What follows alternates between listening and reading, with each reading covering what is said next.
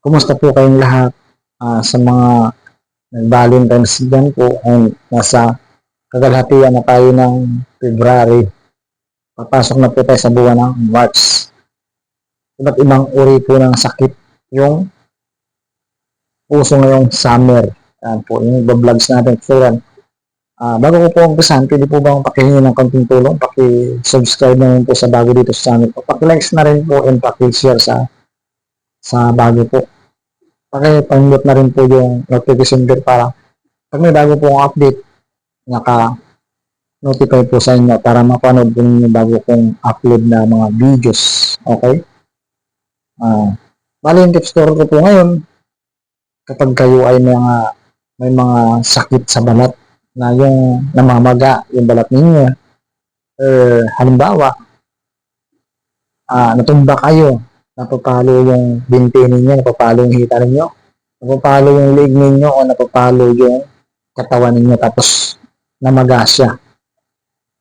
Ito po yung home remedy na turo ko sa inyo, na hindi pa ninyo nadala sa ospital. Kung halimbawa wala ka pang hospital, malayo yung hospital, tapos bigla na lang lumubo or namaga po yung pagka-aksidente ninyo or pagka-damage sa binti or hita sa pang bahagi ng katawan ninyo.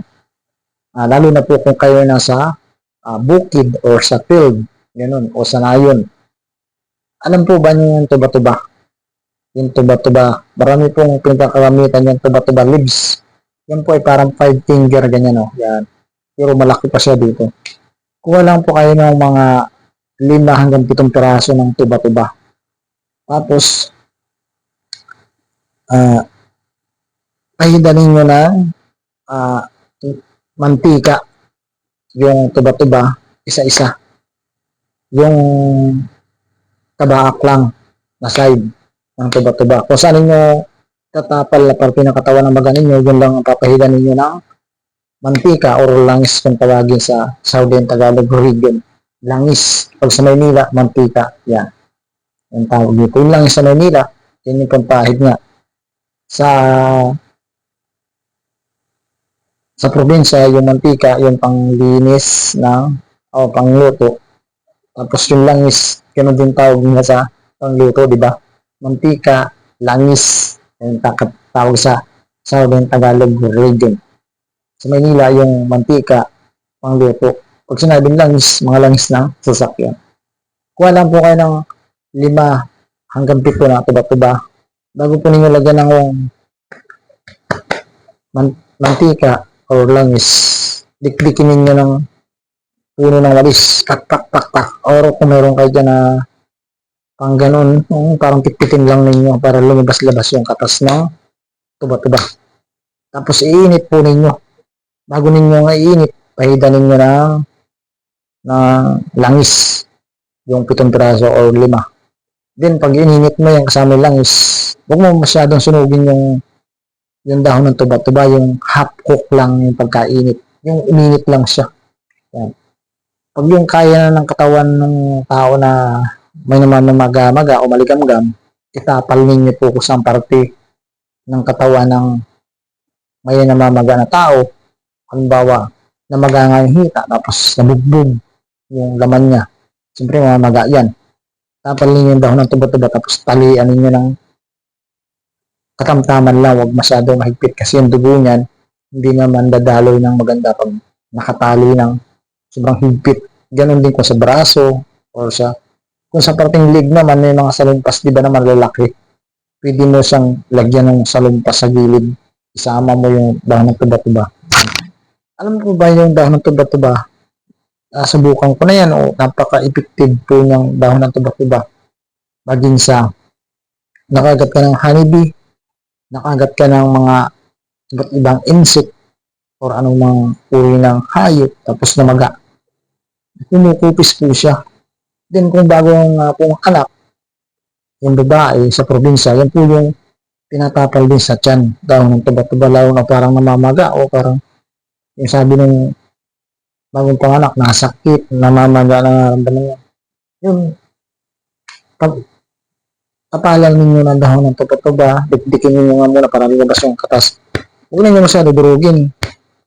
Dandahan lang yung Payo dun sa dahon ng tuba-tuba para hindi siya madurog. Tapos pahid ng langis o mantika, init sa apoy ng hot cook. Yung uminit lang ba siya? Huwag mong susunugin kasi pag nasunog dyan, mawawalan ng bisa yung langis saka yung katas ng tuba-tuba, iinitin mo lang. Huwag po ninyo itatapal sa tao na magayong katawan ng gabagong sa galing sa apoy ha. Baka maaksidente or masunog naman yung balat. Medyo palamigin po ninyo yung kaya ng tao na tatapalan ninyo. Kasi may mga tao na makapalang balat, may mga tao na manipis ang balat. Pag ang tinapalan mo, babae, siyempre manipis ang balat niyan. Huwag mo igaya po doon sa lalaki na makapalang balat na lalaki kung lalo na kung nasa bundok nagtatrabaho. Yung mga boys, yung mga babae kasi maninipis yung balat niya kaysa sa ating mga lalaki yan. Napaka-effective po ng dahon tuba-tuba, namamaga, anak-aksidente ka, pinagat ka ng hayop, ganun, or bagong anak, yung pakaramdam niya namamaga yung ganituan niya, sinipusunan yung babae. Napaka-effective po yan. Kung kayo po ay, halimbawa, nabali yung braso, alam niyo po ba yung tuba-tuba? Yung mismong balat po niyan ay tinatanggal. Kukuha ka dyan ng mga, halimbawa, nabali yung braso mo. Then, yan ay nilalagay dito. Paikot sa braso. Kagaya nung sa akin, nabalian ako ng braso. Naglalaro kami ng brothers ko, yung panganay ko na brothers. Naipit ko ito. Kapag ganoon, naipit ko siya. Hindi ako makatayo. Ang gawa ng father ko, binangon ako. Hindi na matayo, naipit ko itong kaliwa ako, nabali yan.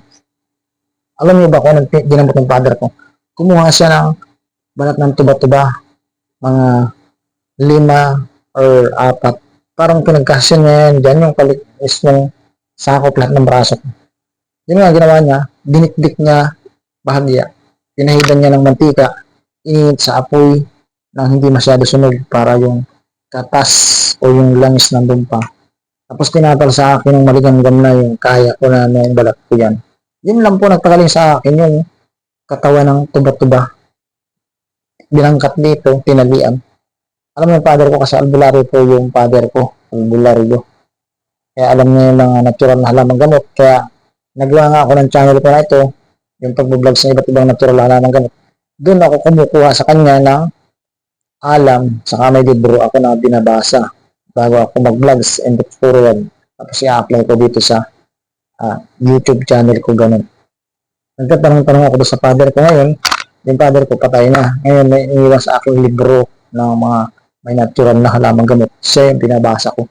Saka bumibili rin ako sa mga libro, yung may mga natural na halamang gamot. Kasi ito yung masterpiece ko, yung pag-balabs spiritual. Kasi nga, yung father ko ay albularyo. Yan po yun, nakapagpagaling. Yung balat ng tuba-tuba. Takalan lang ninyo, step by step. Tapusin po ninyo itong video nito para hindi po kayo gumastos ng sobrang laki sa ospital. Kasi kung nasa ospital kayo na magain ganito mo, hindi naman po masyado yung pagka-aksidente niya ay yung lang, parang kaunti lang, hindi siya naman na nabali yung buto. Pwede ninyong gawin yung sinabi ko, yung tuba-tuba, lips, or yung balat ng tuba-tuba. Ganun nga po, iinit lang ninyo. Yung kaya ng pasyente, huwag nyo, kung bata lalagyan mo, huwag nyo po ninyong lagyan bigla kasi yung bata sobrang nipis po ng balat.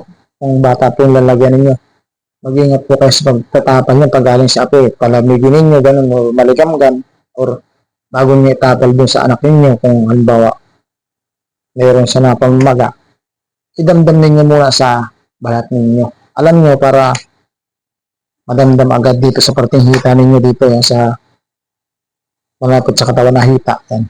Manipis kasi yan sa ating kahit sa boys. Yan, idampi mo dyan kung kaya mo ng balat mo bago mo itampi sa anak mo. Kasi delikado kung galing sa apoy, bigla nila dampiin ako. Baka naman siya ay malapnos or magsugat yung bata. O kung mga babae, manipis nga po ang balat. Okay? Sa mga namamaga po dyan na kailangan home remedy, sana po napanood ninyo itong tutorial po at nakatulong po ako sa inyo ng kaunti. Maraming salamat po sa panonood at sumusuporta sa Will Be TV. Sa bago po rito sa channel ko na nanonood, paki-subscribe naman po and paki-likes po. And paki-share na rin po sa friends and family na gusto nila yung pag-tutorial ng pag-vlogs ng iba't ibang natural na halaman.